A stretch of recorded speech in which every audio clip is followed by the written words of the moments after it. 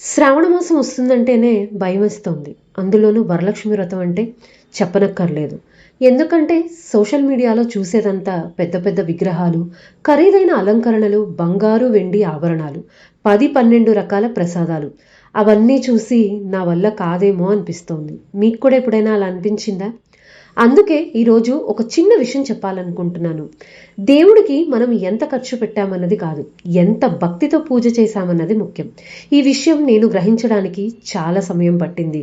మీ ఇంట్లో ఒక చిన్న ఫోటో ఉంటే చాలు. ఒక దీపం వెలిగించి మనస్ఫూర్తిగా నమస్కారం చేస్తే చాలు. ఈ శ్రావణ మాసం మొత్తం నేను కూడా మీలాగే చాలా సింపుల్గా పూజ చేయాలనుకుంటున్నాను.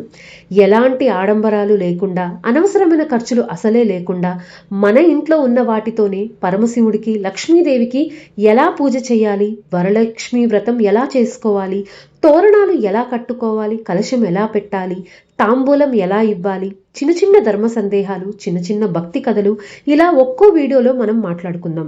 ఒక మాట మాత్రం గుర్తుపెట్టుకోండి, పక్కింటి వాళ్లతో, ఎదురింటి వాళ్లతో పోల్చుకోవద్దు.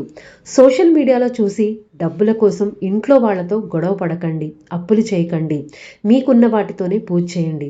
భక్తితో చేసిన చిన్న పూజ కూడా దేవుడికి చాలా ఇష్టం. అయితే ఈ రోజు నుంచి శ్రావణ మాసం సిరీస్ ప్రారంభమవుతోంది. రేపటి వీడియోలో కలుద్దాం. నమస్కారం.